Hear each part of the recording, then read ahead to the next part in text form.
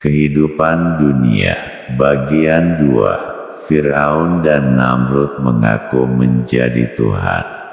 Mereka mempertuhankan nafsu. Korun mengaku menjadi Tuhan harta. Korun juga mempertuhankan nafsu. Sebagian manusia mempertuhankan roh.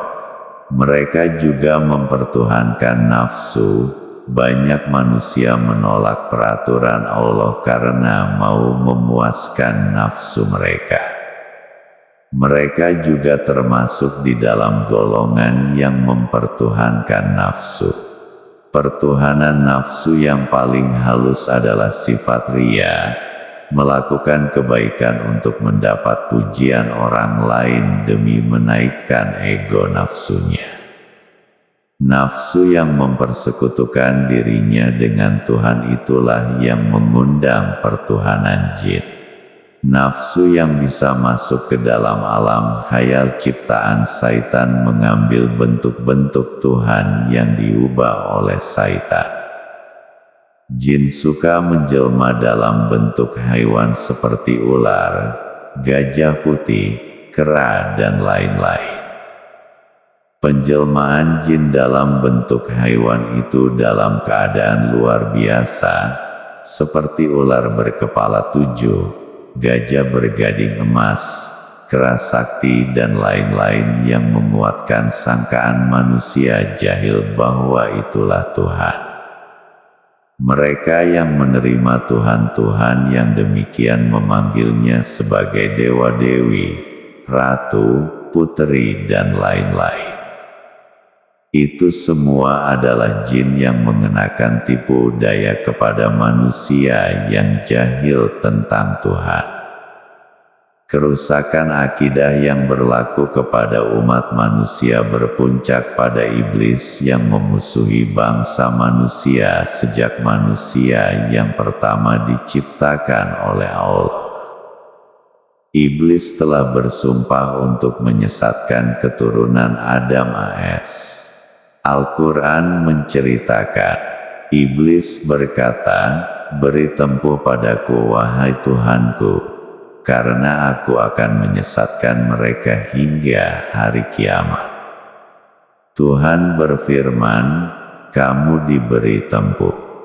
Iblis berkata, "Oleh karena aku telah sesat, maka aku akan halangi mereka dari jalanmu yang lurus. Aku datang kepada mereka dari hadapan, belakang, kanan dan kiri dan engkau dapati kebanyakan mereka tidak mensyukuri engkau." Ayat 14-17 Surah Al-A'raf. Hasil dari gerakan iblis dan cucu-cucunya, yaitu syaitan, dan tiwasnya nafsu manusia kepada mereka, maka terjadilah apa yang diceritakan oleh Al-Quran. Dalam hati mereka ada penyakit lalu ditambah Allah penyakit mereka dan bagi mereka azab yang pedih akibat dusta mereka. Ayat 10, Surah Al-Baqarah.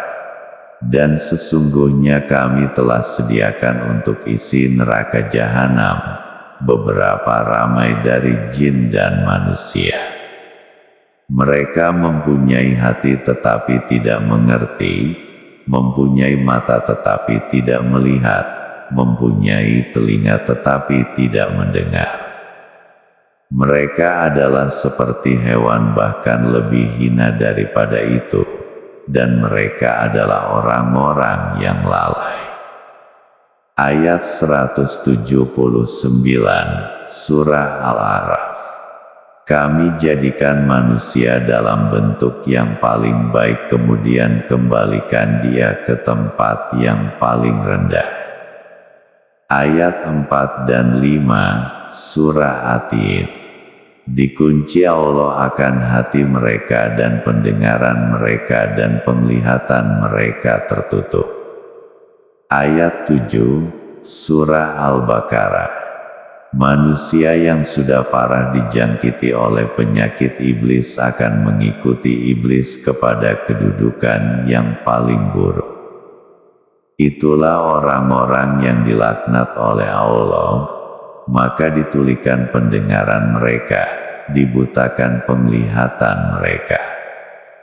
Tidakkah mereka merenung Al-Quran? Bahkan dalam hati mereka terdapat kunci-kunci. Ayat 23 dan 24, Surah Muhammad.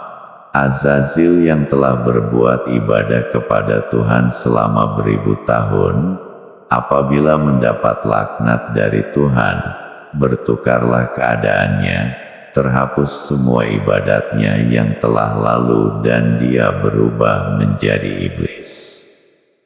Jika Tuhan melaknati seseorang manusia, dia akan bertukar menjadi syaitan berbangsa manusia. Iblis, syaitan berbangsa jin dan syaitan berbangsa manusia akan menjadi penghuni neraka jahanam. Mereka kekal di dalamnya. Fitnah dan tipu daya yang menanti manusia di dalam dunia sangat besar dan bahaya. Setiap kelahiran keturunan Adam AS akan disambut oleh syaitan yang menjadi bakat iblis. Cahaya syaitan akan mewarnai cermin hati manusia.